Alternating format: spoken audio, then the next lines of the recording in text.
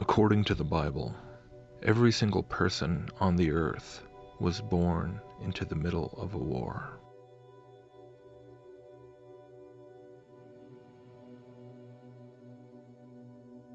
This war is one that cannot typically be seen with the naked eye.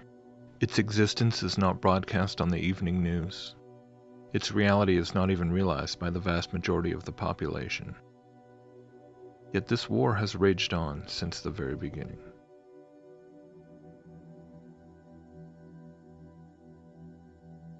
The first shot fired in this war had a devastating effect, when the serpent entered the garden and tempted the first man and woman to disobey God, falling into sin, and then death entered the world. Sometime after, as mankind began to multiply and cover the face of the earth, the first full assault on humanity was launched. In a way, you could describe it as an alien invasion.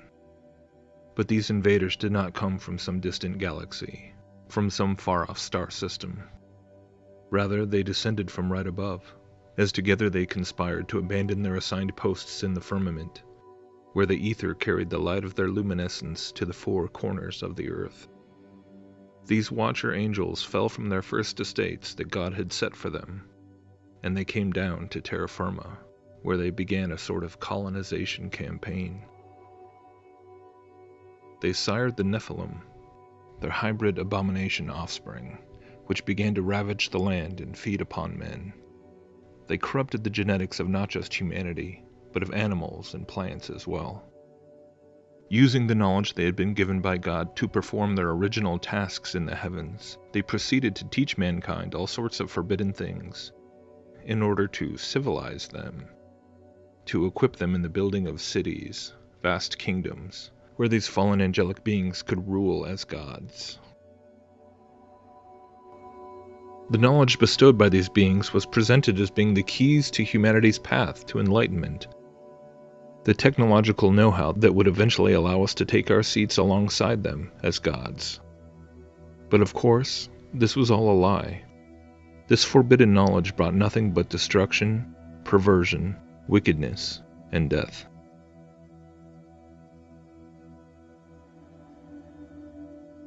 God, the Creator, finally became so grieved by the immensity of the wickedness on the earth and the corruption of his creation that he decided to wipe it all out and begin again, sparing one single family and the animals which God brought to ride out the waters with them.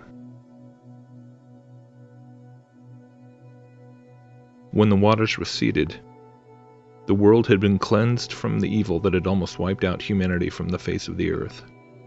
The great empires of the Watchers had been erased, their monuments and citadels shattered by earthquakes and buried by oceans. The angels who had conspired together against God were buried deep in the bowels of the earth, held there in the deepest darkness until the time of the final judgment of all things. The bodiless spirits of the giants, the Nephilim, were cursed to roam the earth, tortured by hunger and thirst that they could never satisfy, forever longing to have bodies to inhabit once again. Satan's direct rule over the whole earth through his vassals, the fallen Watchers, was over. But no sooner than the earth began to be filled once again with trees and plants and animals, and people began to spread out and fill it once again, did the enemy of mankind begin working, seeking to rebuild what God had destroyed, his beloved Atlantean Empire, whose sole purpose was the enslavement and destruction of mankind. But it would be different this time around. No longer did the Fallen One have the ability to send his rebellious emissaries to the earth, to take wives and build cities and palaces where such self-declared deities could sit and rule directly over their subjects. No longer could they walk amongst men and be revered for their brilliance and stature. The satanic kingdoms that would be built after the flood had to be done through the worship of now invisible deities, forced to orchestrate their rule through various systems of interdimensional communication. Since God had now bound them behind a spiritual veil, once again a spectrum of forbidden knowledge was disseminated amongst these newly reborn civilizations, in order to facilitate the connection between these civilizations and their demonic benefactors. Thus, in the courts of all the human kings and leaders of these kingdoms, worked a host of occult priesthoods, sorcerers, mediums, astrologers, and practitioners of divination. The subjects of these pagan kingdoms would demonstrate their fealty to their false, fallen, invisible gods by sacrificing to idols, building them temples, having orgies and revelries and bacchanalia. The rebellion against God resumed in earnest after the flood, from the first failed attempt by Nimrod to build a tower into the heavens and storm the throne of God, through all the following kingdoms which were founded after the scattering from Babel.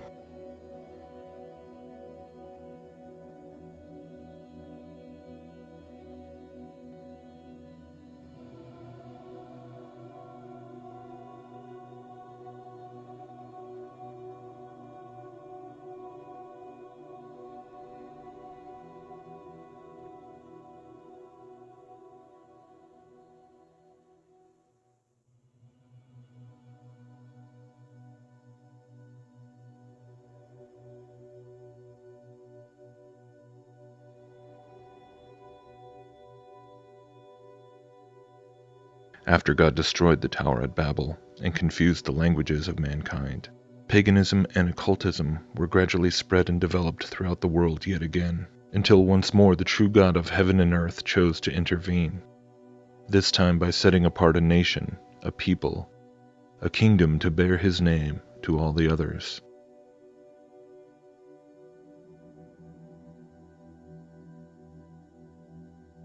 From Abraham, Isaac, and Jacob down through Moses, Aaron, and Joshua, judges like Samson and Gideon, kings like David and Solomon, prophets like Elijah, Samuel, and Daniel, on through the centuries and amidst the rise and fall of many demonic empires, the God of all creation revealed himself and began to reveal his plan to redeem humanity from their curse of sin and death and demonic oppression.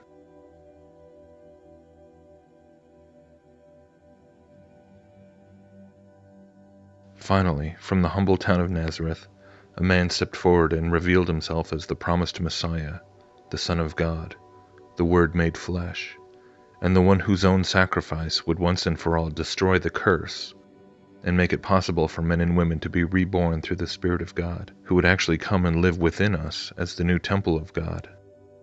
And from that point on, the great spiritual war began to take on a rather new twist.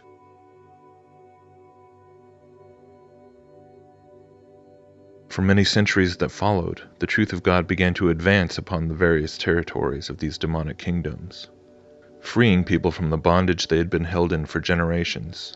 And for the first time since the Great Flood, large numbers of people began to truly understand who they had actually been in servitude to in these pagan kingdoms. Throughout stretches of Europe, Africa, and Asia, the truth of Jesus kept spreading, and people kept getting set free.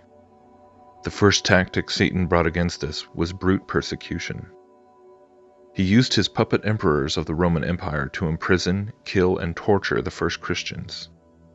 But somehow this only wound up revealing the power of the gospel and the hope in eternity that it truly brought, and so faith in Jesus only spread, under the stage where the once unshakable Roman Empire began to crumble under its own heathen weight.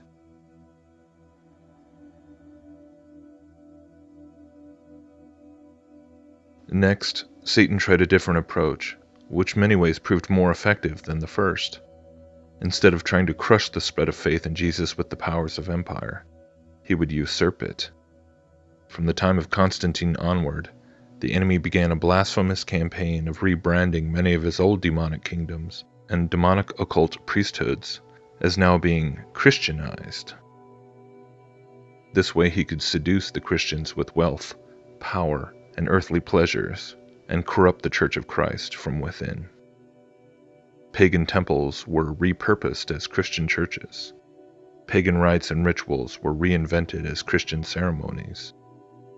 The Roman Catholic Church slowly emerged as one of the most effective weapons against the kingdom of God, while it mockingly carried out its activities in his name, a tactic which has no doubt given the devil no small measure of sacrilegious joy.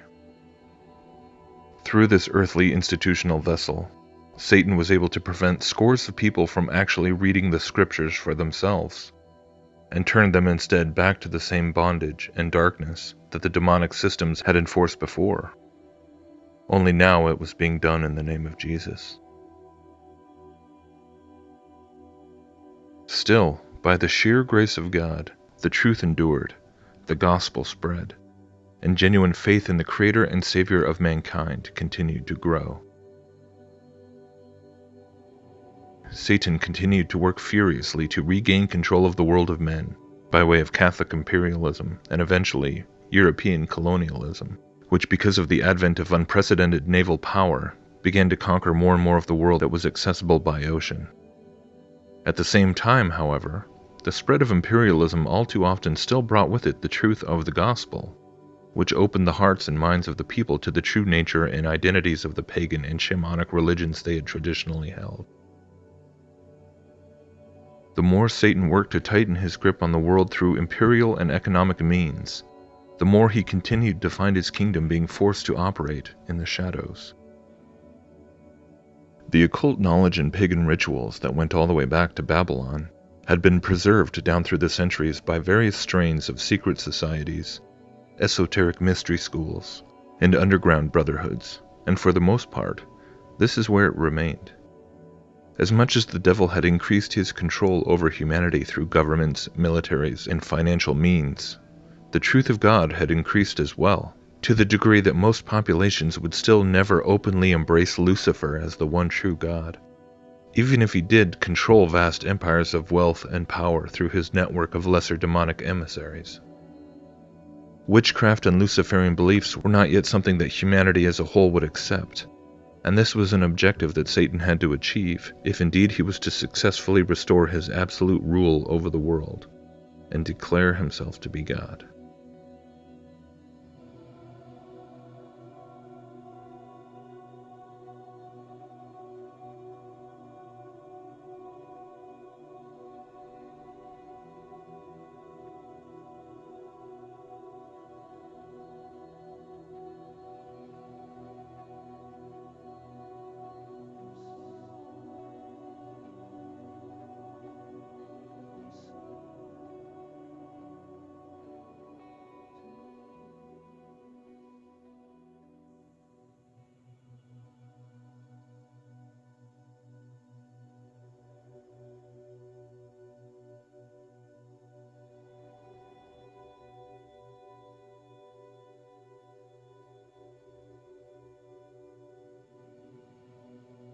In order to get the entire world back to where Satan wanted it, he had to implement another plan, another strategy so massive in scope that most people, even the majority of those who even believe he exists in the first place, have difficulty in believing that such a thing could be pulled off. In the ancient times, when God first saved humanity from utter destruction at the hands of the fallen Watchers, and then again from the tyrannies of the demonic kingdoms, people still understood the basic nature of the realm that God had created for them. The earth was filled with plants and animals, and mankind had been given dominion over it. The heavens above were filled with the luminaries, who served the creatures below by marking the days and months and years, and allowed for navigation over vast stretches of earth as well. Those pagan kingdoms that rejected God worshipped various fallen angels as their gods, but for the most part, they still understood where those, quote, gods had come from. They still knew that they had come from the stars, from the sky, from the firmament. When the truth of God had been fully revealed through the person of Jesus, the ancient cosmology had been given its full context. The distinction between the Creator and the creation was made clear, and the futility of the rebellion by those first fallen angels was made plain to see. In order for Satan to convince the world that he was the supreme being and worthy of humanity's worship, he would have to rewrite the entire script and completely repackage himself, his kingdom, and his message. Like the recycling of an old Shakespearean play into a modern Broadway musical, in order to reintroduce and rebrand the old characters, you first have to rebrand the setting and the stage itself. Satan needed a whole new backstory, a whole new angle, through which he could gradually insert himself in his rebellious agenda against God into the hearts and minds of men. Yet it was through a familiar tactic that this new angle was achieved. The old trick of bestowing upon humanity forbidden knowledge, which plays upon our pride and arrogance, was now used again in a masterful and cunningly deceitful way. This occult knowledge, or gnosis, was rebranded as science. Much of the groundwork for this rewrite had already been laid in ancient Greece, even before Jesus had been born, by way of the so-called Greek philosophers. These were in fact men who took many of the concepts and teachings that came from the occult mystery schools, from spirit mediums and pagan ritual contact with the demonic realms, and then proceeded to pontificate on them, adding their own speculations and human-centered conclusions, which effectively sanitized these concepts from their demonic origins in the eyes of many later generations, as though they were simply the profound thoughts and musings of mere men. During the Renaissance in Europe, many of these ideas began to once again take hold, as they were increasingly considered to be harmonious with the teaching of the Bible, and slowly began to exert a greater and greater influence upon theologians and scholars throughout the largely Christianized Europe, particularly after certain works ascribed to the Egyptian magus known as Hermes Trismegistus were translated into Latin and then circulated among intellectuals with a predilection for such material. The Kabbalah, too, began to receive more attention from thinkers and monks and people with the necessary literary education, and together with writings on alchemy that came from, allegedly, the Muslim mystics, these three veins of occult knowledge and teaching began to permeate. How little do most students today realize that the bulk of those individuals revered today as having been the pioneers and visionaries of materialistic science were in fact greatly influenced by concepts that were introduced by occult manuscripts and the core tenets of mysticism. Leonardo da Vinci, Isaac Newton, Francis Bacon, Robert Fludd, Nicholas Copernicus.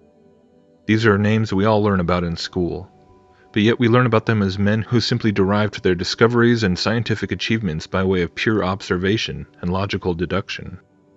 However, a more thorough investigation into the matter at which they arrived at their various discoveries, and the various occult materials which they were all coincidentally reading, reveals that no, these discoveries were nothing more than very ancient teachings on the nature of the cosmos and nature, simply being repackaged and reintroduced with a quasi-Christian veneer.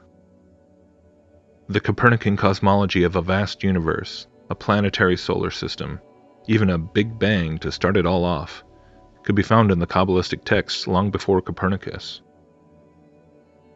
The concepts of molecules and chemical reactions, even elemental transmutation by way of atomic fusion and fission, were first presented in the more imprecise occult practices of alchemy.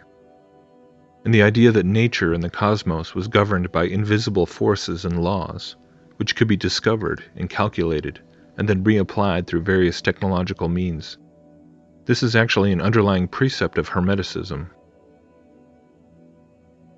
And so, with a good measure of help by the well-financed occult brotherhoods, such as the Rosicrucians and Freemasons, the Royal Society was established as the first official organization dedicated to the advancement of scientific understanding. And the rest, as they say, is history.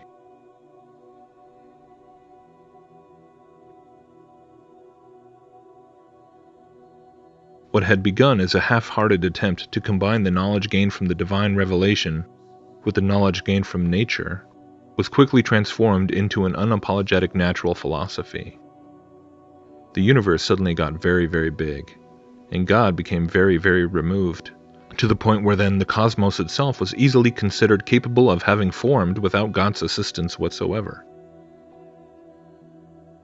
Models of the Copernican heavens were expanded and refined.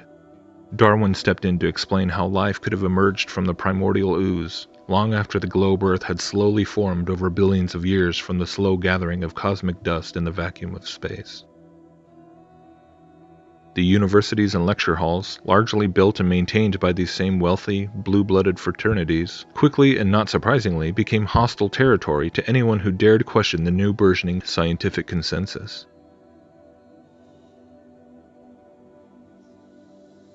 The universe was now presented as a vast, evolving, almost infinite space, with our little blue planet floating somewhere in the middle.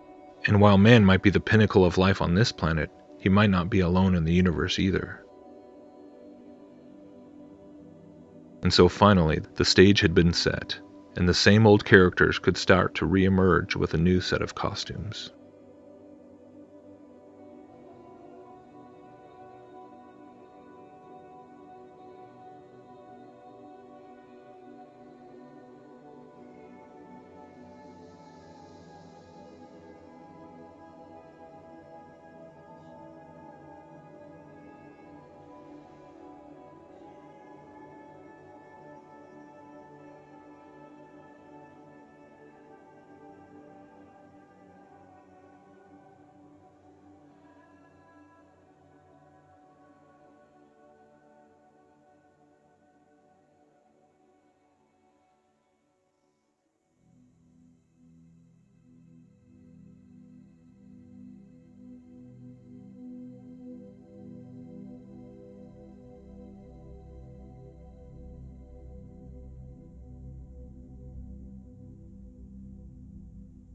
The 20th century.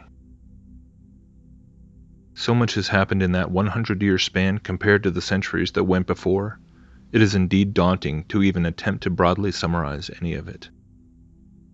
While the beginning of the 20th century saw a new, yet old, cosmological paradigm put in place, at least in the halls of academia, that could theoretically provide a convincing new and deceptive pretext for a new wave of rebellious watchers, or some kind of fallen entities to come down to Earth and present themselves as aliens, we do have to stop and consider the question of the dimensional veil, the barrier that God does seem to have put in place after the invasion of the Watchers back before the flood.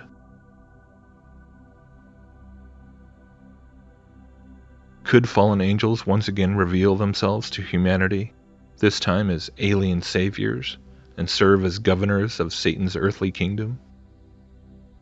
Perhaps. Can demonic spirits, even now, sometimes manifest themselves in the physical realm, inhabiting people, moving objects, even attacking individuals? Yes. But is it also true that this ability for the demonic realm to interface with the physical is still limited? It would seem to be the case, and the Bible does seem to confirm that this barrier will remain in place right up until shortly before Jesus returns, when it will be removed and the spirit of Antichrist will have a period of unprecedented access to the earth and to humanity one last time before he meets his own end. While I certainly do not claim to have all the answers, or to have a perfect understanding of biblical eschatology or end times prophecy, one thing I have come back to again and again through my research over the past few years into cosmology, prophecy, current events, the rise of scientism and its roots in occultism, is that somehow quantum physics plays a significant role in this massive age-old agenda of Satan, which the Bible refers to as the Great Deception.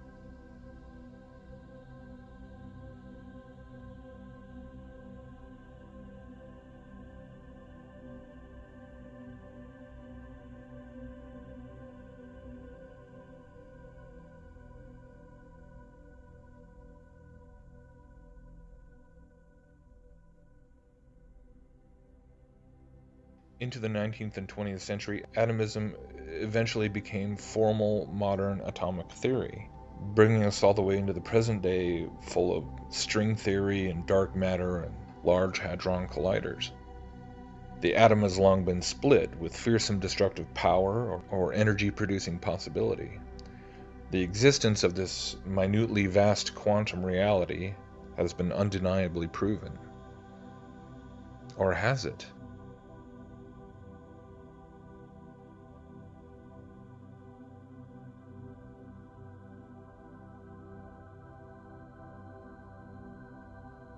Do the pervasively occult origins of these theories have any remaining significance for us today? Is there some still yet undisclosed spiritual agenda behind all these supposedly innocuous and coincidental connections? Modern occultist Manly P. Hall certainly believed there was a great deal of esoteric significance to atomism, and he gave many lectures on the topic. Today we increasingly hear theoretical physicists and other materialistic scientists talking about an uncanny amount of similarity between the things modern quantum physics is claiming to discover and the sorts of things found in Kabbalism and other ancient forms of Hermeticism.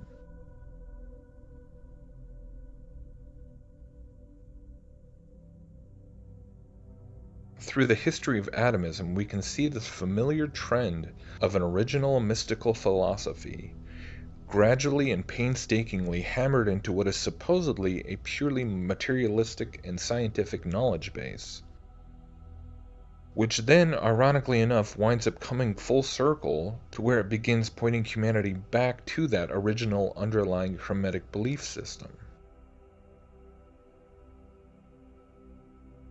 Has humanity effectively been duped into building the machines that will serve as the key to freeing a horde of entities from a dimensional prison? Did fallen angels perhaps begin perpetrating these false cosmological and physical doctrines long ago, so that eventually we would believe we were acquiring the knowledge to achieve our own immortality, when in reality we were only playing God?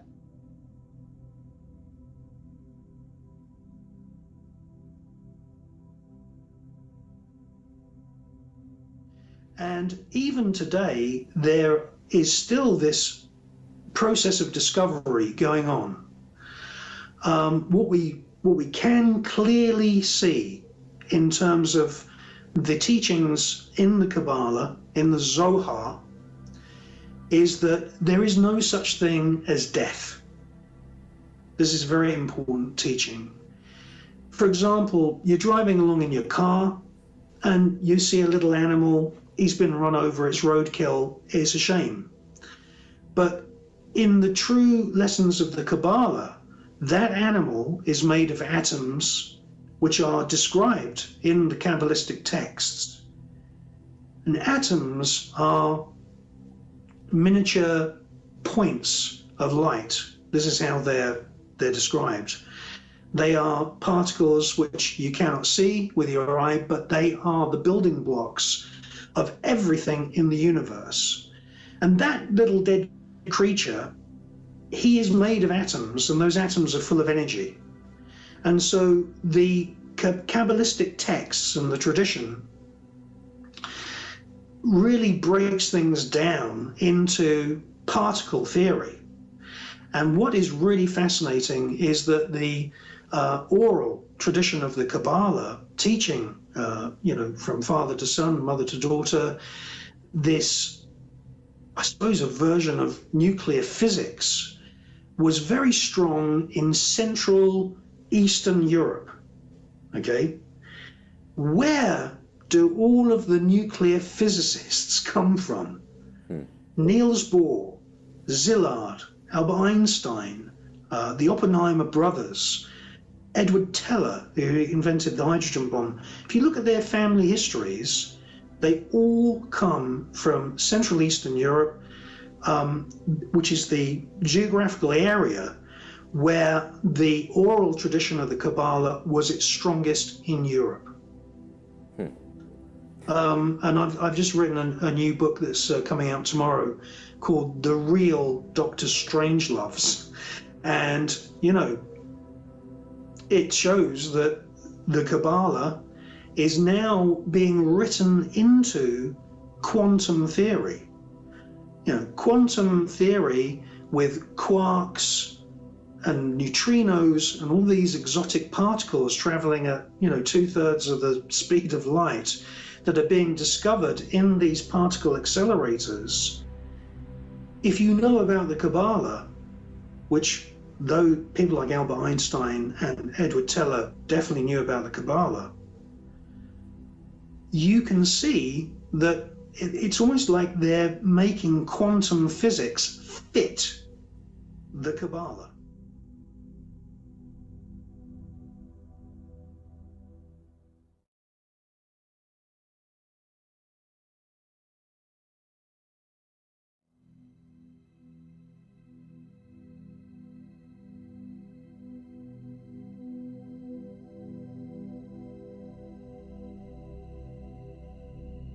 Is it not a crazy thing to ponder?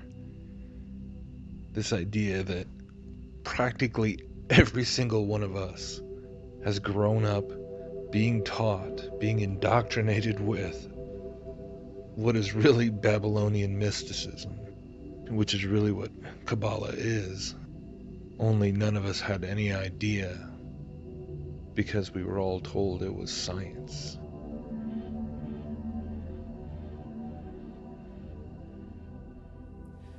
I'm a theoretical physicist, and I like to say that I walk in the footsteps of giants like Albert Einstein and Niels Bohr.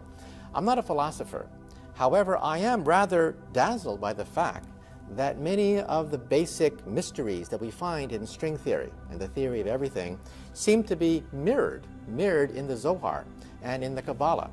As a scholar, the most amazing thing of all is the degree to which modern astrophysics sounds like a Kabbalistic text. When I first made the correlations between Kabbalah and science, I was stunned. We do know that Isaac Newton had access to certain mystical texts, certain texts of the Kabbalah. Well, the Kabbalistic description of creation is coming from a single little point, from a speck, and of having matter form and time and space form all together at the very beginning. This sounds very much to me like the description of the Big Bang. I couldn't believe that the Kabbalists could derive these truths without really knowing any mathematics or physics. It is certainly true that in string theory, the number 10 is the dimension of space-time for supersymmetrical string theories, and 26 for bosonic string theories stand out as a requirement of the mathematics. All the things that could destroy string theory, all the things that do destroy every rival theory to string theory, they are all eliminated in precisely 10 and 26 dimensions. These dimensions are magic. We physicists don't know where these dimensions come from. The Zohar says those things. It could have been a lucky guess. I don't know. They knew things about the universe that took us till now to discover. It's rather amazing, this uncanny reflection of some of the most advanced cosmology coming from our satellites, coming from our atom smashers, coming from our blackboards, that are mirrored in the Zohar and ancient Kabbalistic texts.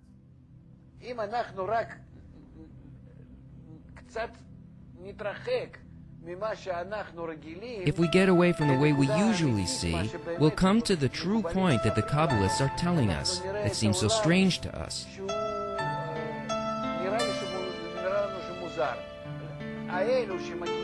And those scientists who study quantum physics, why do they come to this realization? At that deepest subnuclear level of our reality, you and I are literally one. Because they enter a world that has strange rules. Suddenly, one thing can be in two places.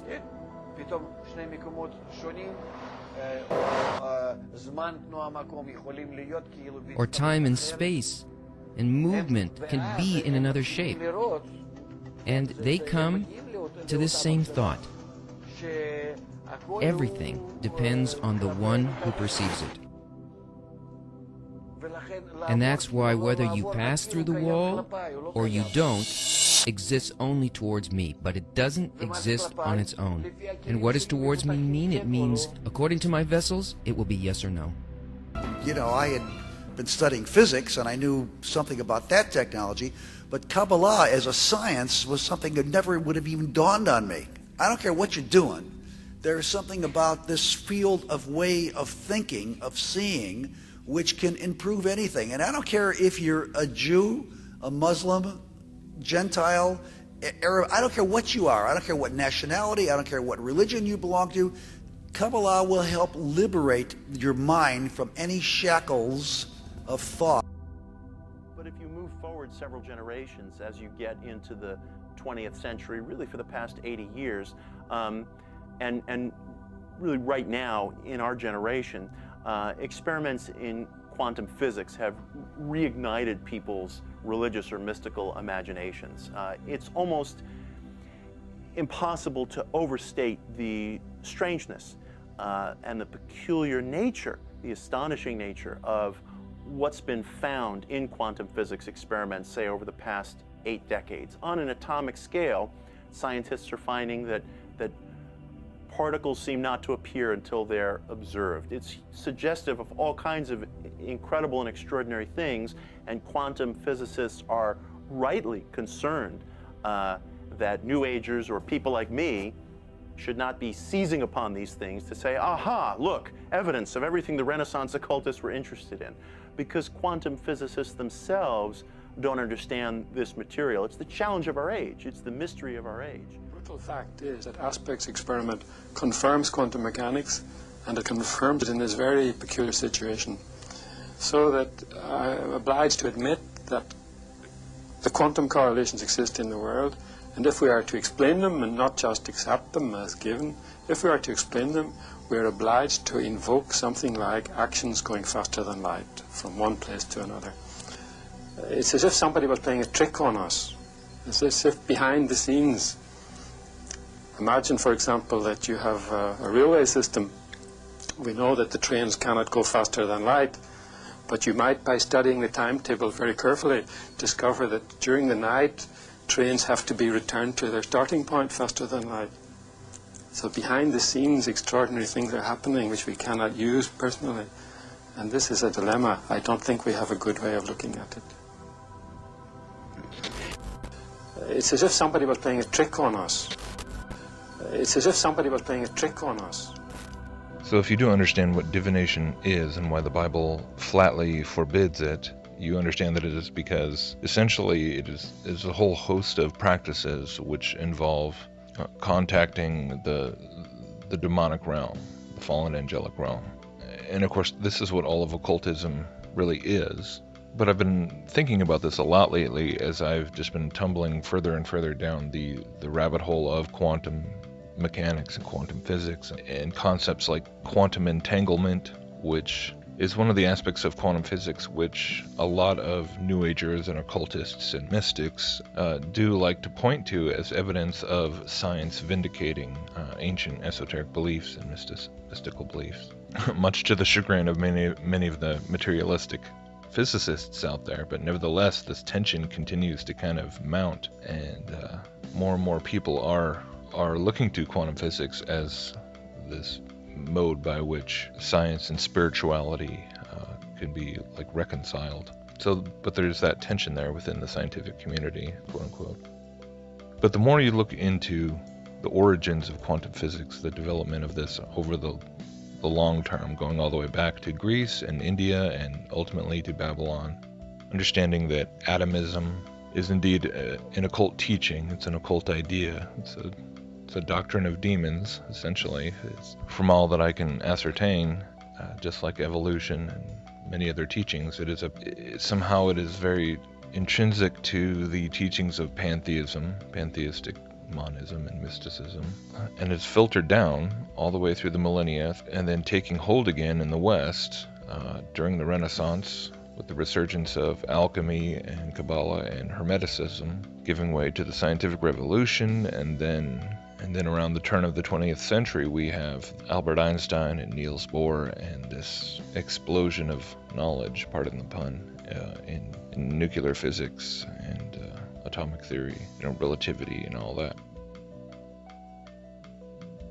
So if as a concept, this is a demonically seeded concept, this is essentially a repackaged occult worldview, a magical worldview that has been, made to look refined and polished and empirical, being guided all along. I just found it absolutely incredible to be listening to figures such as John Bell, from CERN, whose experiments have been one of the pivotal physics experiments pertaining to the whole quantum entanglement idea being supposedly proven, and actually hearing him say out of his own mouth, it's as if someone's playing a trick on us. And going back to divination and occultism, which obviously, if you understand occultism, and it involves a great deal of experimentation, an experimenting kind of mindset.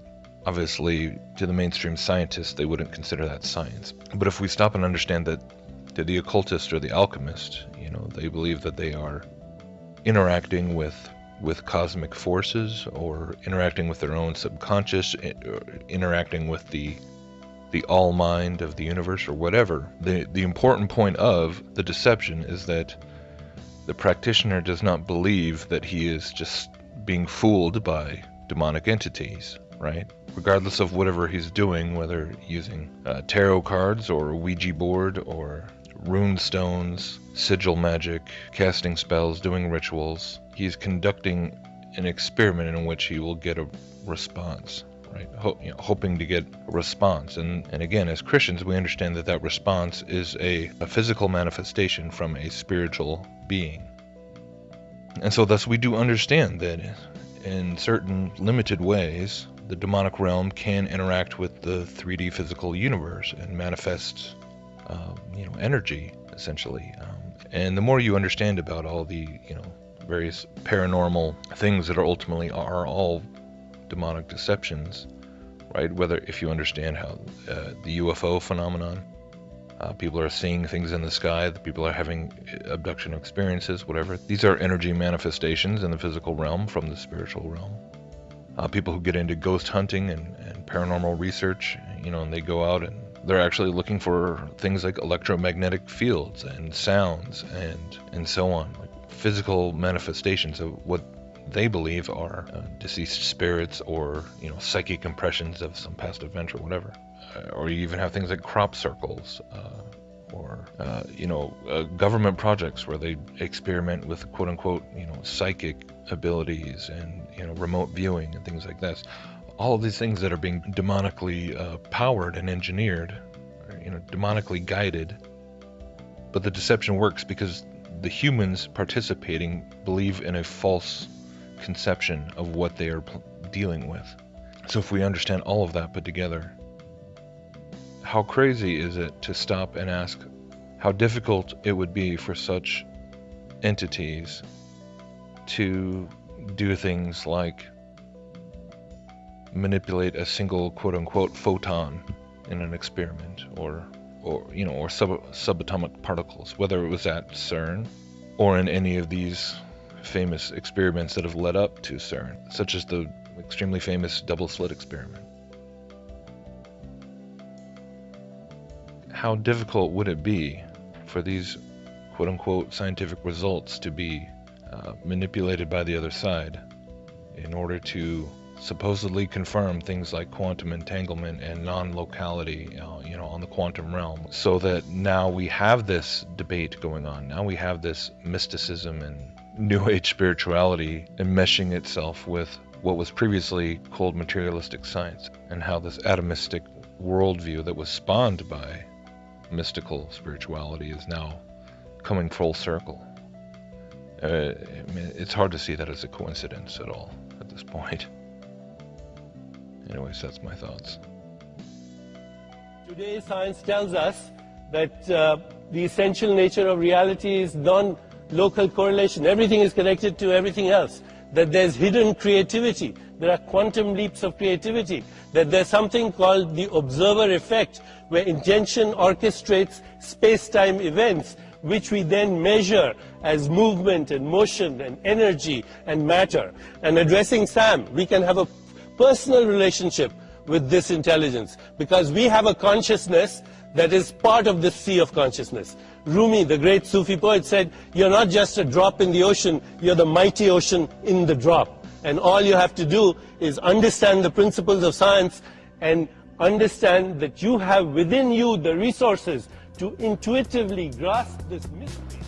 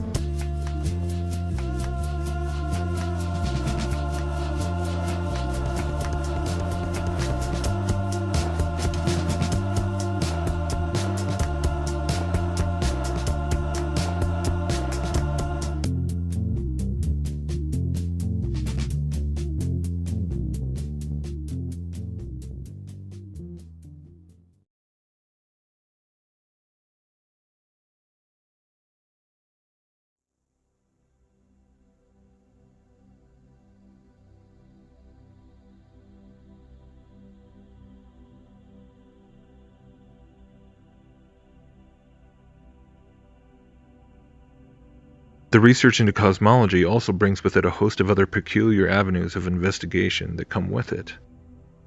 For instance, when something is universally accepted as the theory of gravity is allowed to be questioned, this brings along with it the eventual questioning of many tangential theories which are all predicated upon gravity, such as the entire realm of theoretical physics, atomic theory, and of course, the whole quantum paradigm.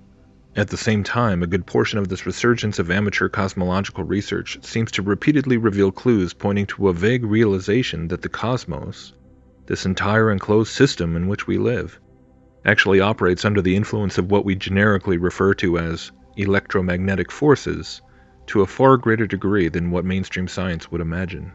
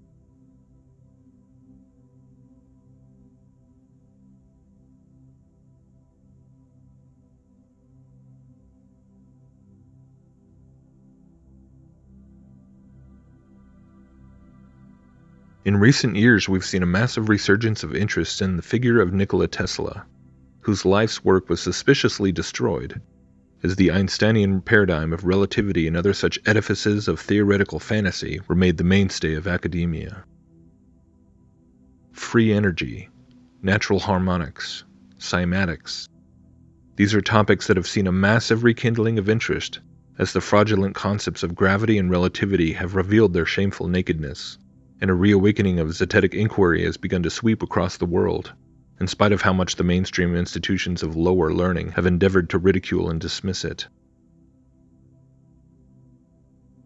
Somewhere in this realm of vibrations and frequencies, pulses and patterns, through a now almost forgotten medium which for millennia was referred to simply as the ether, perhaps lies the true mechanics of the more mysterious aspects of God's creation, even the higher dimensions of the heavens themselves.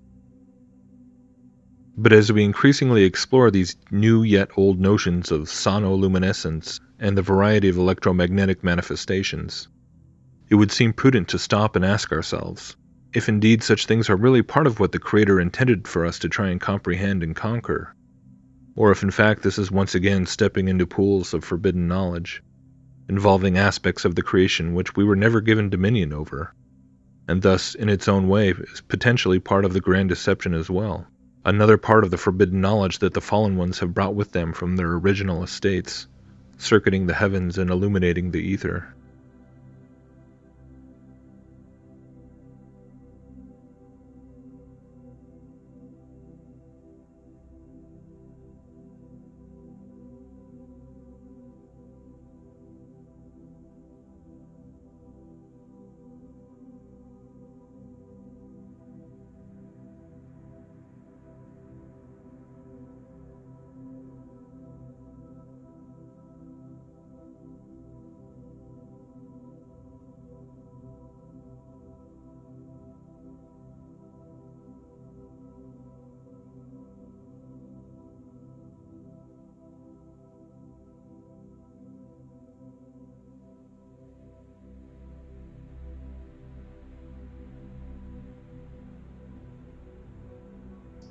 UFOs, there's military craft that look like flying saucers from the bottom but look like a plane from the top. Yet, thousands of years ago up until today, there are also, say, people in the Amazon who drink ayahuasca or take peyote and other natural substances, and they also talk about things very similar to aliens and UFOs, and they paint pictures of them, and they show flying saucers and beings getting out of them and interacting with them and giving them advanced knowledge of the plants and other things, of things that will happen and all this. But these are known to be interdimensional creatures, interdimensional phenomenon happening when you interact with these entheogens, these psychedelic plants. And the most powerful psychedelic on Earth is produced naturally in our pineal gland, in our third eyes, and it comes out when we sleep. And so dreams are actually a product of this. And so when people are asleep and then they're abducted by aliens and they have this experience that's so real to them and so unfamiliar, it very well could be an endogenous DMT burst causing these same kind of ayahuasca visions that the ayahuasqueros in Peru are seeing and know to be interdimensional beings. But if we've been fed this new propaganda that there's extraterrestrial aliens and physical UFOs, then we start to think that this phenomena that's been known and talked about for thousands of years, of these star beings, these astral beings and astral travel that we're able to do, turns into physical space travel and Star Trek type stuff that they're trying to get us to believe in. I mean, people thousands of years ago believed in so-called aliens, or like star beings, and they say that they traveled to the stars too, like the ancient Mithric cults, the Mithra worship. They had this church called the Mithraeum, and it had tubs all lined up together in a sensory deprivation type environment. And in the Mithraeum, they would all line up, just like in a Christian church where you eat the body and blood of Christ and they give you a cracker and some wine.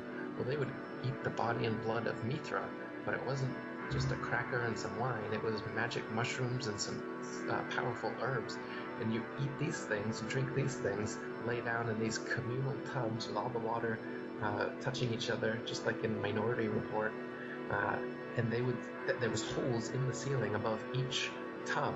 And they said that their consciousness would communally come out of their bodies, go through the hole in the ceiling, and go to the stars where they would communicate with astral beings, and they had their own civilizations. See, but the difference is that this is all happening where they're here on Earth, and their consciousness is going to the stars, not physically creating some kind of technology that floats us up there like NASA says that they're doing, and then meeting physical creatures that you can touch. That's not what they were doing. There's some kind of beings that are non-physical that we have access to like this, but we've lost contact with them. And the reason is because of this, because now we've been fed a fake cosmology and a fake idea of who these astral beings are. And so we're trying to create metal technology to try and reach them, instead of remembering that the natural plant technologies already exist here for us to reach these beings and to interact with them. The ayahuasqueros say that these plants and these beings are what told them about the combinations of plants and stuff to use to access them.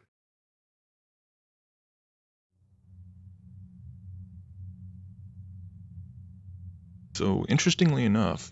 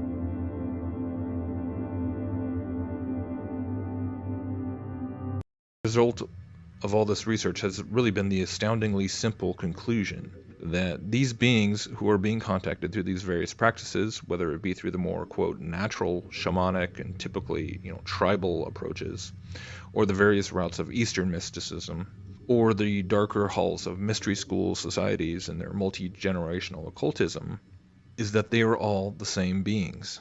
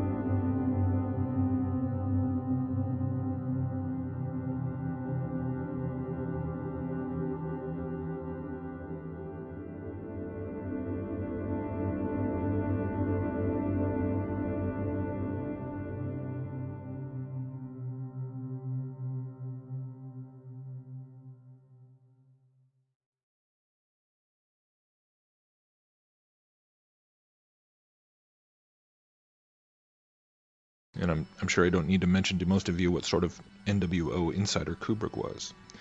And that movie is absolutely filled with occult symbolism. And I made a video many months ago showing how even there, the climax of the film blatantly portrays the astronauts surpassing the materialistic concept of space travel and having a spiritual, hyperdimensional experience where he comes face to face with the esoteric powers behind the mysterious monolith.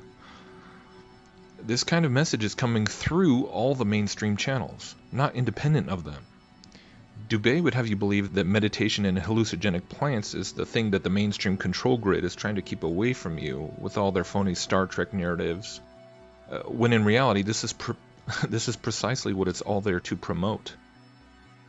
It's all about surpassing limitation, about exploring the cosmos, about the humanistic expansion of knowledge, and almost always about contact, about communion, not with God, but with those long-lost space brothers, communion with our ancient alien panspermia seeders, and with the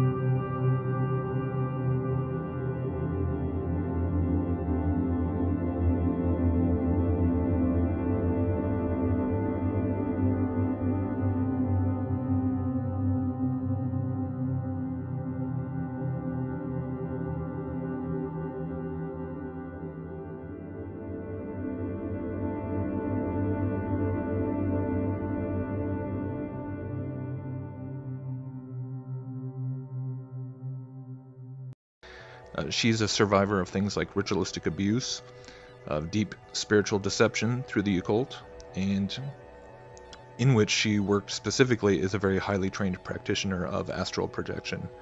And in the course of that work had countless interactions with these same entities, these astral beings. I just started off by saying that I definitely don't recommend opening the third eye, and that people don't understand that when one has the Holy Spirit of God in them, that they're actually connected to the very creator of the universe. It's through God's Holy Spirit. So another name for Satan is the prince of the power of air. And that's because that even in the air, the realms around us, it's filled with Satan's demons and entities. Very dangerous. You know, a lot of people have had terrible experiences astral traveling. It's because that realm around us, like the second heaven, is filled with those entities. So when one opens the third eye, they're actually opening themselves to the unprotected realm. And one of the reasons God the Father sent the Word, who's Jesus Christ, sent him into the flesh, was to make a way, which is a portal, made a portal to bring God's Spirit here so that we can have that Holy Spirit in us if we want it. And having that Spirit of God in us is like having, sort of like having a closed phone line from us to God and from God to us. And I mean, that may not be the best way to describe it, but I think maybe people can picture that. It gives them a mental image. And that through it's like kind of like having a sole provider, that God's the provider, and the provider of the network is actually Jesus Christ. So opening the third eye is actually connecting oneself to the prince of the power of the air, which is Satan. Mm-hmm. And at the same time, people that open their third eye are making themselves a portal, an actual portal to the demonic kingdom, and they become a portal for them to be used. They actually use humans to get the access to information and get used to realms. They need humans because humans actually have it. We're like chips off the old block of God. We are created in God's image and likeness, and we have a dominion that Satan and his hierarchy don't have. They want us to think that we need them. They actually need us.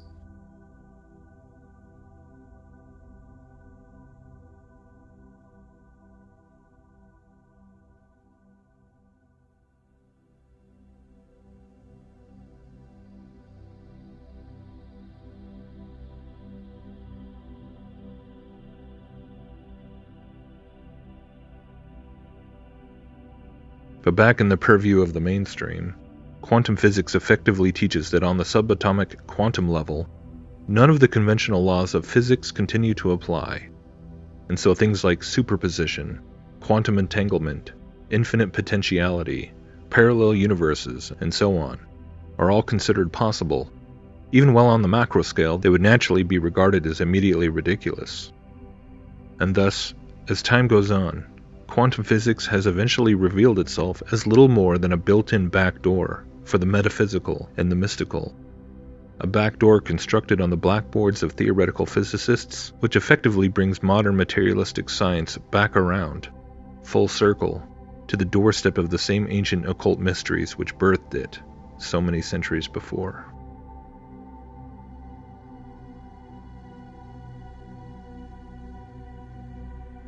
So, for anyone who still does not believe that quantum physics is without a doubt nothing more than repackaged pantheistic evolutionary mysticism that has been the core teaching of the mystery schools going back millennia, just watch this clip. It's the last few minutes of a 30-minute presentation by the Quantum Gravity Research Center in California.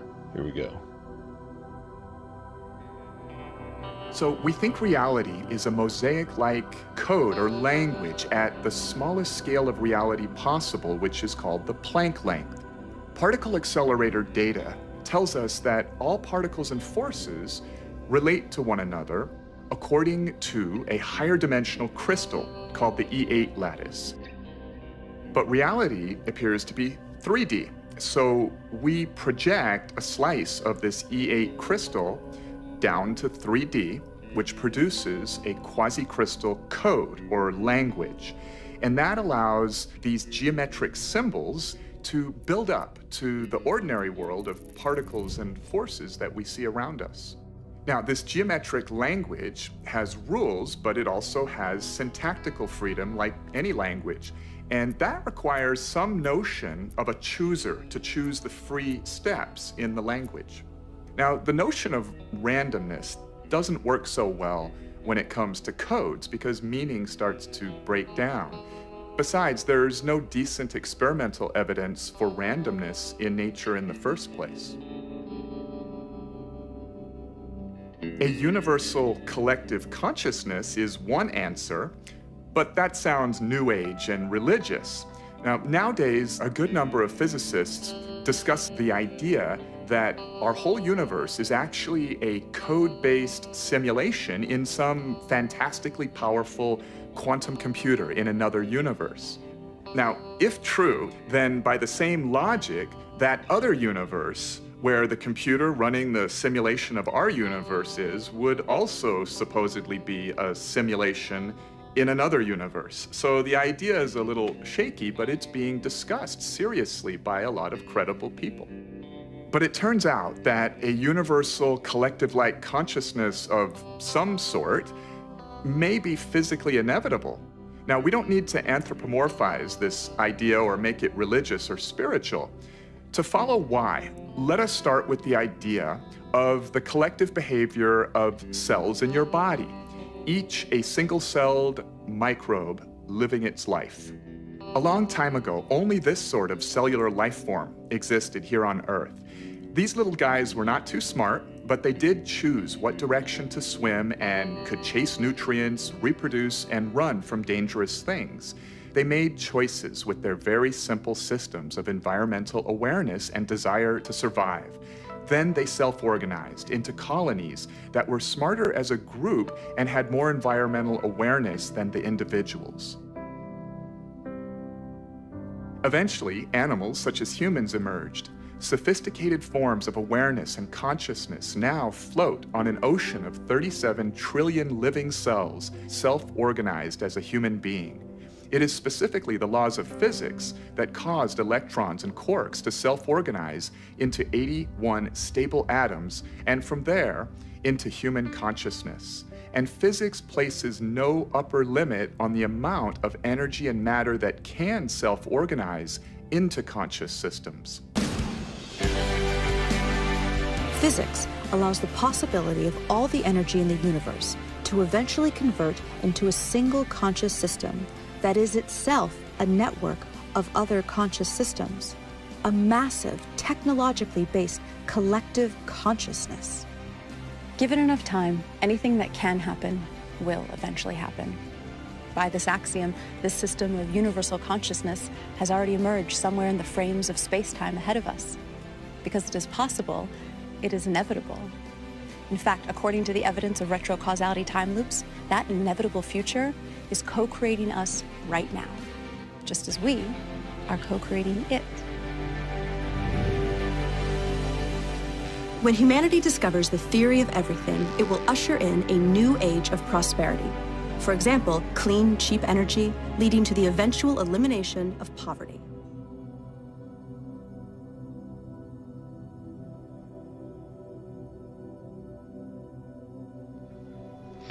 I like how they also included the chemtrail in the background at the end.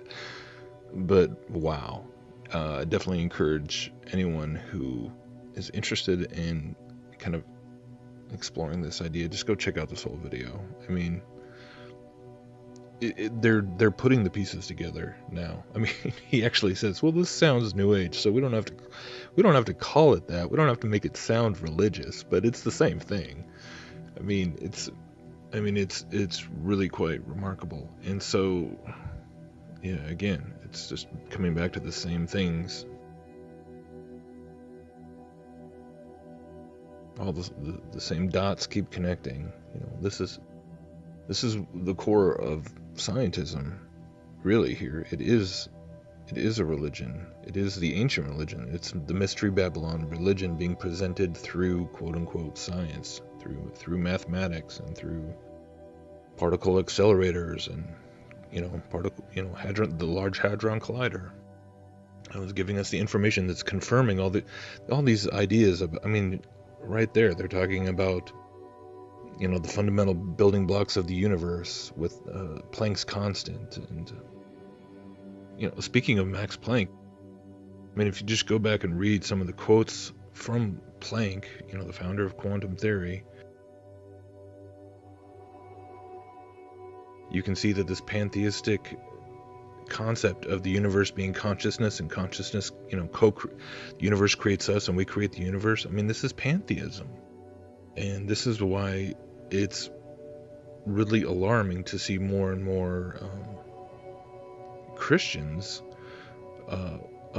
picking this stuff up and turning to it as though, oh, this is just another arena where we can point to science and, you know, try and confirm the Bible and try and confirm spiritual reality. Well, it definitely is.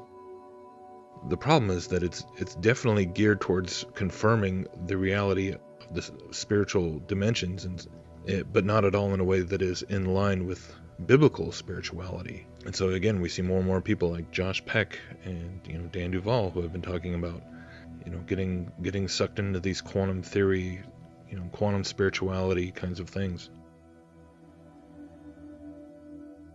Here's something from Max Planck. The universe in which we operate is a holographic informational structure.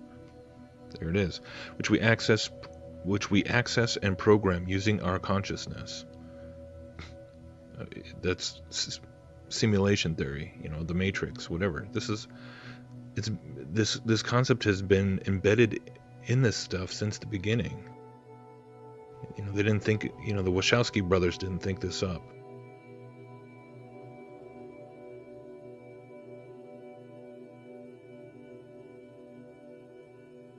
You know, the New Agers of the last couple of decades didn't think this up. This has been part of it for at least, these are actually ancient teachings from mysticism that have been now repackaged into science.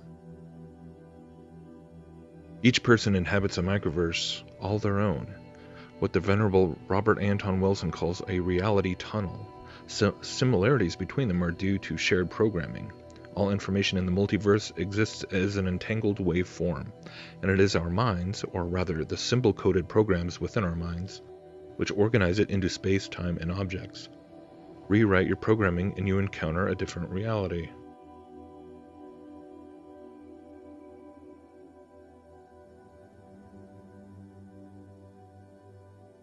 Here's Max Planck. All matter arises and persists only due to a force that causes the atomic particles to vibrate, holding them together in the tiniest of solar systems, the atom.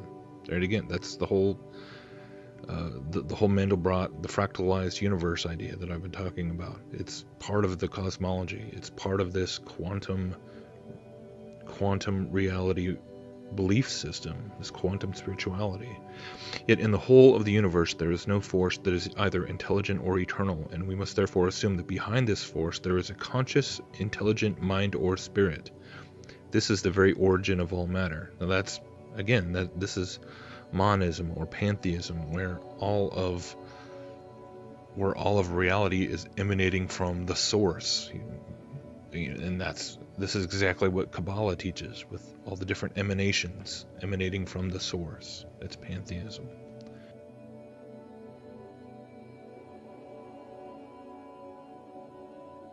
You know, the mind is the matrix of all matter, Max Planck.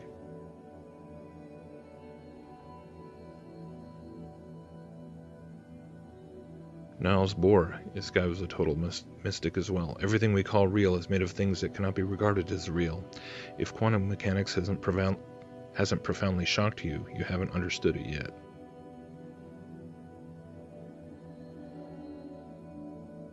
And here's Dr. Pillai.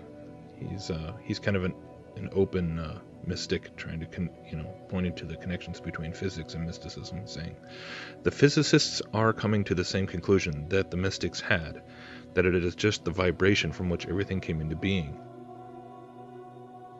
And there's been a number of people making these kinds of claims for years, and now you've got this quantum gravity research center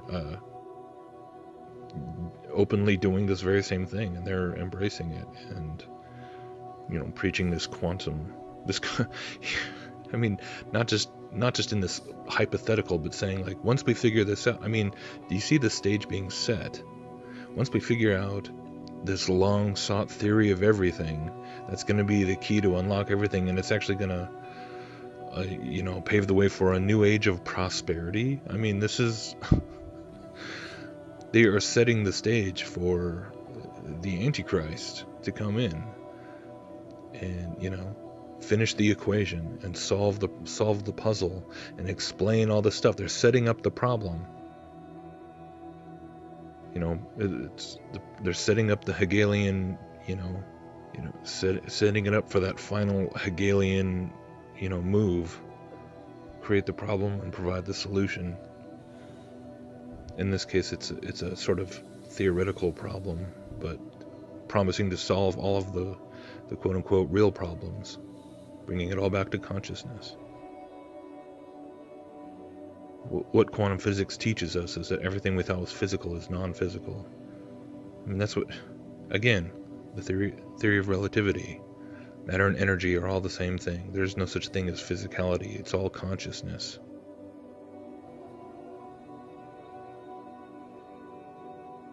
Everything is energy, and that's all there is. Everything is information. Well, what does that mean? Information has to be stored in a mind. And so it's been making me think about, this is the final stage of the Mystery Babylon New Age gospel. And scientism and quantum physics is the delivery device.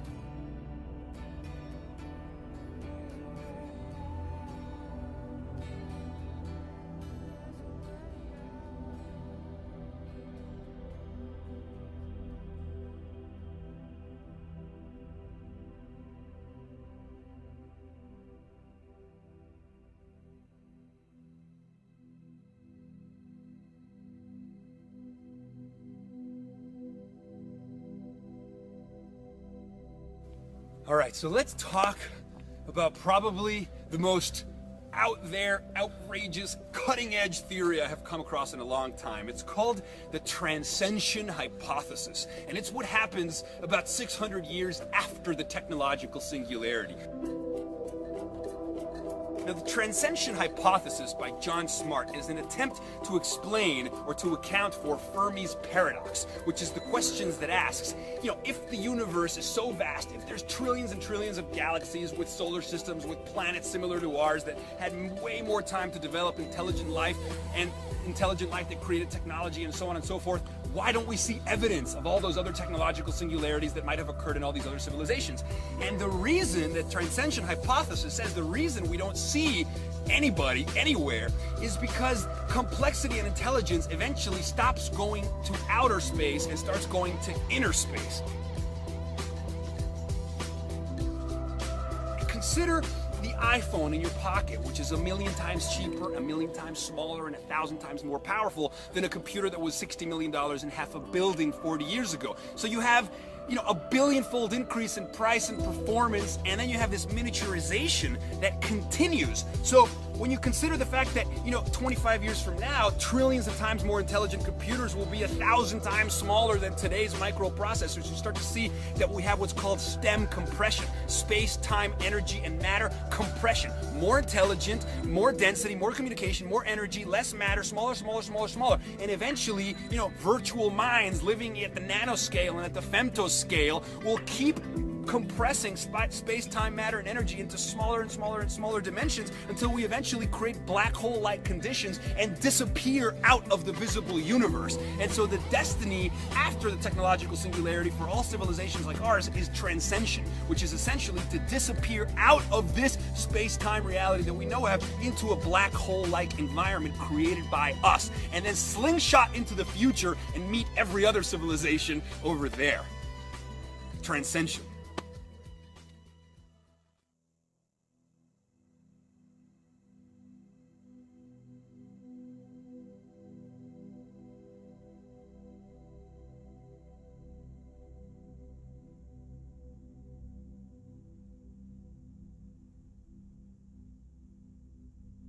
Many people today are waiting for the unleashing of some kind of false flag alien invasion.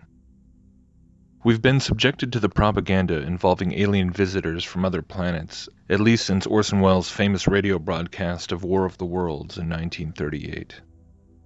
Ever since, the public has been bombarded by movies and pop culture material depicting flying saucers and armadas of alien ships descending upon the Earth. But is it also possible that this alien narrative could actually wind up manifesting itself in a slightly different way? Or at least be rolled out in some sort of blended form with another common element of science fiction propaganda, that is, this concept of artificial intelligence.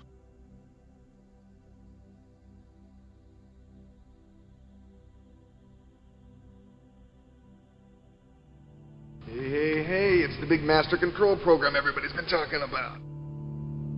With the information I can access, I can run things 900 to 1,200 times better than any human. Good morning, Dr. Chandra. This is Hal. My CPU is a neural net processor, a learning computer. It's against my programming to impersonate a deity. I'm sorry, Dave. I don't have enough information. Shall we play a game?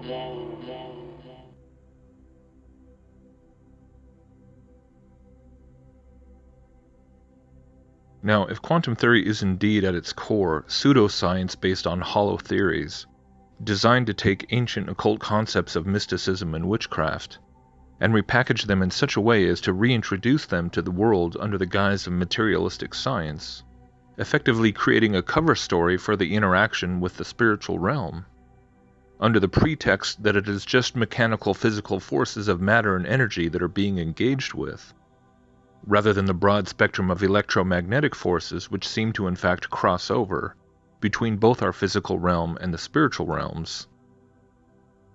Then what might all this mean then, to see that now quantum theory is being applied in the arena of quantum computing, and quantum computing in turn is being hailed as the breakthrough technology that will usher AI into the next level? So I'm Colin Williams. I'm the Director of Strategy with D-Wave Systems. We're the world's first quantum computing company. We've sold several of our systems already to customers like Google and Lockheed, so we're sort of well into this already. I'd like to talk today, though, about an idea that is really just beginning to crystallize now, in that it looks to us like the best use case of quantum computers is going to be in accelerating machine learning systems. In recent decades, computers have become more and more powerful. But computers, as we know them today, have a major limitation. They can only perform one calculation at a time. In the Quantum Photonics Research Group at the Niels Bohr Institute, we are researching the processing of data by way of quantum technology. We are working on developing tomorrow's quantum photonic chips based on light in the form of photons instead of electrons. That is photonics instead of electronics. We are working to exploit the strange properties of the quantum world. So I'm going to talk about how we see quantum computing as being the key to really making a powerful artificial intelligence in the future.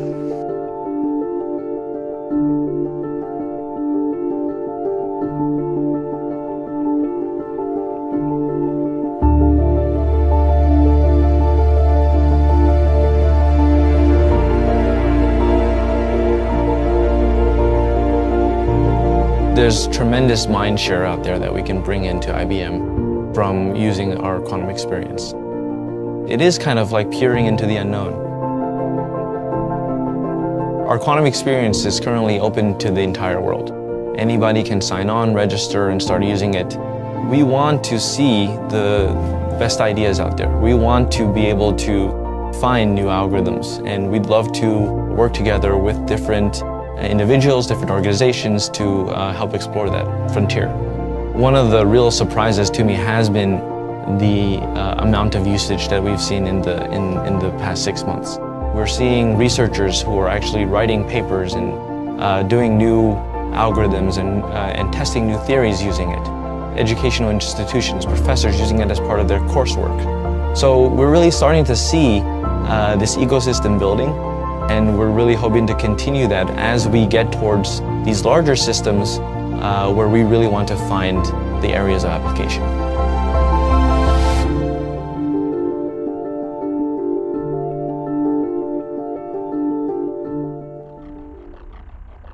The quantum world is fundamentally different from our more familiar classical world: nature, buildings, animals, people, everything that we can perceive with our senses. Here we know that one thing cannot be in two places at once. A football cannot be shot into the goal and be located out in the middle of the pitch at the same time. Just as you cannot give a person a pat on the back and have another person immediately feel it at an entirely different place in the world. But in the microscopic world of the atoms, everything is fundamentally different than what we are used to in everyday life. Here the laws of quantum mechanics prevail. In the quantum world of atoms, one atom, or a light particle, that is a photon, can be located in two places at the same time. This is called the superposition principle. And two atoms, or photons, can become entangled. That is to say, a quantum mechanic link is created between them. This link can be maintained even if the photons travel far away from each other. And this means that if we measure the one photon, then its entanglement partner will be affected immediately, even if the two photons are located very far away from each other. And this is a fundamental advance of the architecture for the machine learning system. Today, this architecture, as we call it, the DVAE, because it has a discrete neural network in the middle. But later this year, we're going to be incorporating a quantum network to give an even greater acceleration to this problem. So the plan for D-Wave is basically to launch a series of machine learning services beginning this September, in which initially we'll be powering things with our classical models. And then over the course of the next year or two, as we develop more and more sophisticated quantum chips, we'll be doing more and more of the core computational work on the quantum processor. But the beauty of this is that we're consciously thinking in terms of hybrid models, where we don't expect the quantum computer to do everything. We just want to plug the quantum resources into a hybrid architecture and let the classical neural nets do what they do best, and let the quantum chip does what it does best. So that's all I really wanted to say. We think that quantum computing has the potential to really turbocharge unsupervised learning in particular. We already have quantum and hybrid classical quantum machine learning systems running today, and we're going to be extending those into the future as we make bigger and more densely connected chips.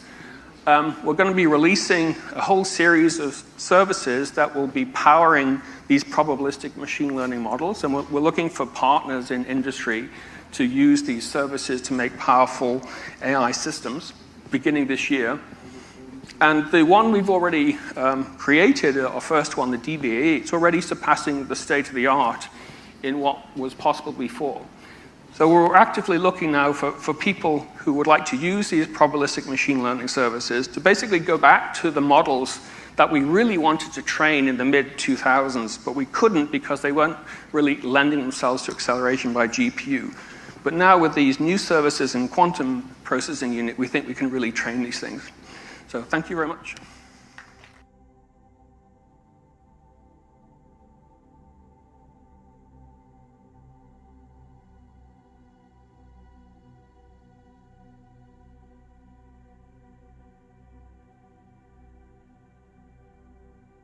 Personally, I find it extremely peculiar that quantum physics, with its bizarre counterintuitive concepts such as quantum entanglement and superposition, etc., were ideas that for decades only seemed to exist on the blackboards and textbooks of theoretical physicists.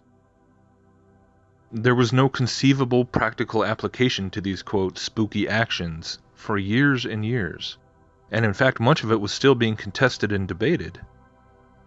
But then, almost out of nowhere, quantum computing suddenly emerges under the steam of companies such as D-Wave, who almost instantly have working relationships with CERN, NASA, Google, and so on.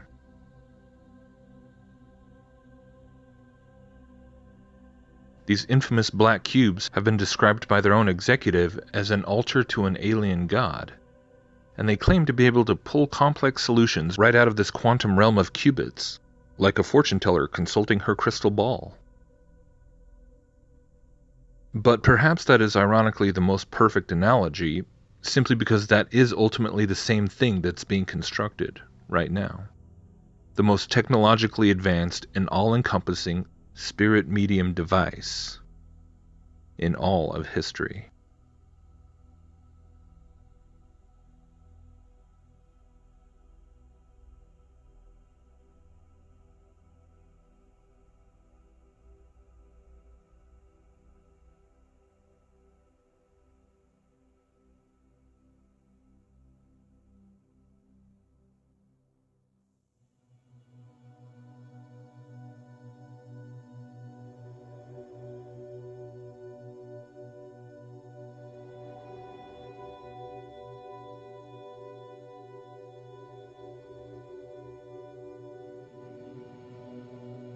In many ancient temples and sacred structures, it is interesting to note that oftentimes they consisted of a square or rectangular base, topped with a circular or domed roof.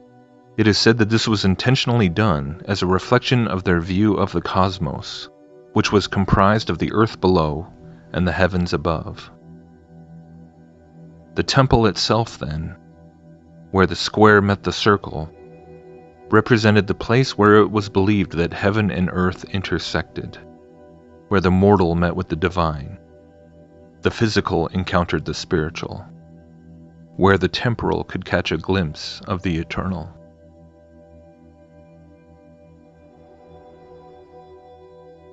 When Jesus died and rose again, the only temple on earth that was commissioned by God Himself was rendered obsolete. The curtain that separated the Holy of Holies, representing where God dwelled on the earth, was miraculously torn in half. After Jesus had returned to heaven, the day of Pentecost revealed that the very Spirit of God had been given to all who believe in Jesus, to live in us, making each woman and man who believes a living temple, a temple of God, where indeed the kingdom of heaven is manifest and then represented on the earth.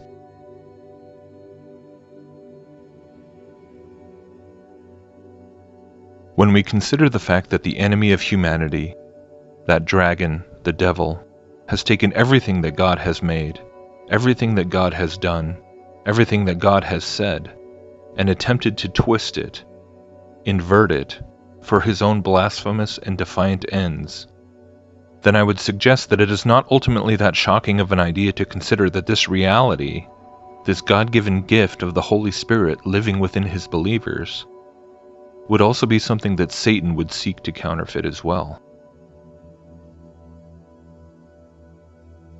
As I said before, I do not claim to know how everything will unfold. But if you've been able to follow the progression of history, of science falsely so-called, and the many agendas of deception by the fallen one, so far as I have attempted to present them, then my hope is that you might see how this could very well play out. When we couple all of this with the other recent development of the rollout of the new 5G wireless system, which is being fast-tracked by the corporate technocrats with frightening haste. The United States will be the first country in the world to open up high-band spectrum for 5G networks and applications.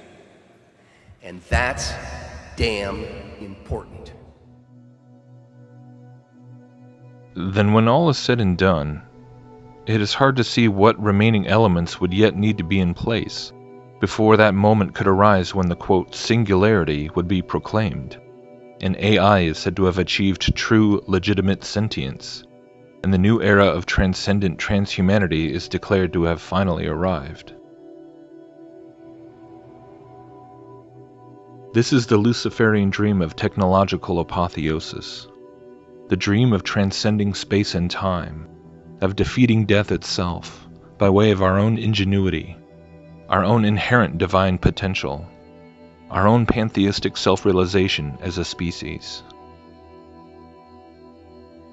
But I must contend that such a watershed moment in history would ultimately be nothing less than a horrific, satanic Pentecost, whereby everyone who opted into the promises of the supposed techno-utopia, everyone who took the mark and opened themselves, both neurologically and spiritually, to these digital superbeings, these ethereal entities, these aliens from the quantum realm, would quickly and tragically realize that they had been fooled, and allowed themselves to in fact be indwelt by an intelligence that hates them with an unholy passion, to be indwelt by the very spirit of Antichrist, who is then able to broadcast himself on all frequencies to the four corners of the earth, by way of the all-encompassing technological monstrosity, Babel 2.0, that he tricked us into building for him in the first place, simply by patiently and persistently appealing to our sinfulness,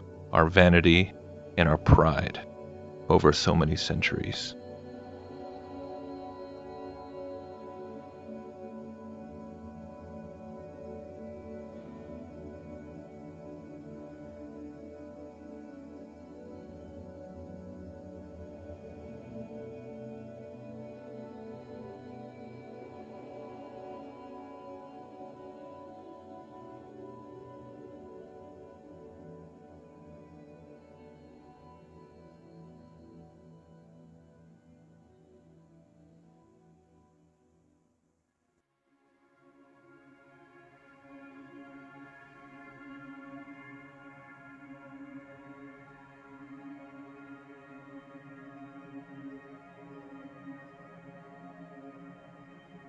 According to the Bible, every single person on the earth was born into the middle of a war.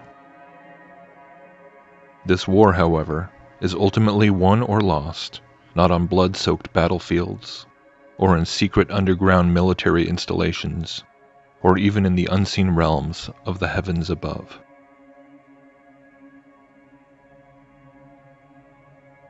It is won or lost in the most mysterious realm of all, the human heart.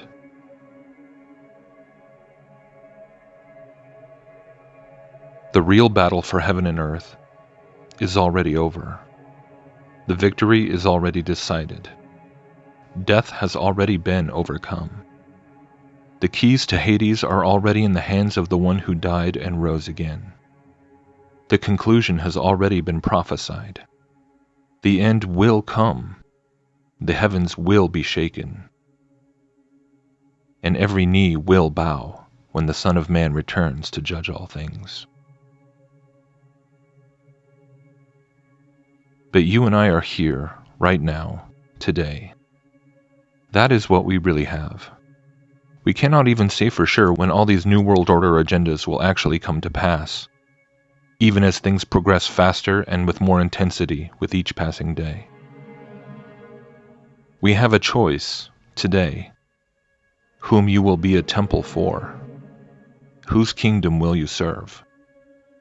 Because make no mistake, we all serve one or the other, regardless of whether we want to admit to ourselves if there is a God or there is a devil. You may insist that the Bible is just another deception designed to oppress and control people. You may want to believe that somehow it really teaches the very secret occult knowledge that I've been exposing here as the lies of Satan. My only hope and prayer at the end of the day is that your thinking might be at least stimulated in such a way as to prompt you to go and look into things much deeper for yourself. That you might take a second look into the Bible, into the gospel, into Jesus.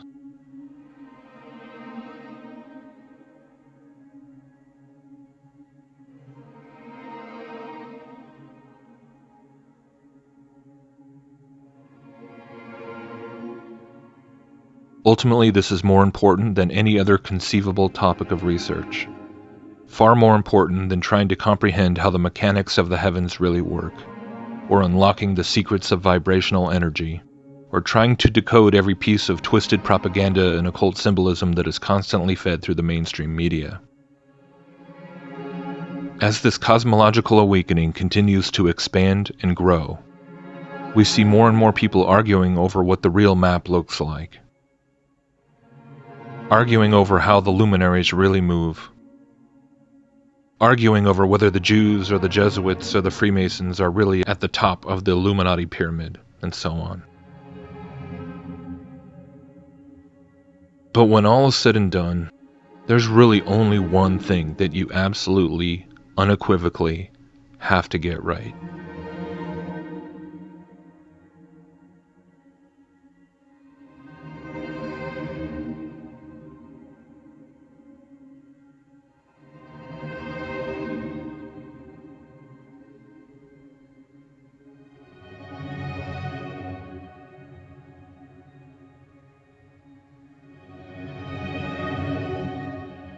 Who do you serve?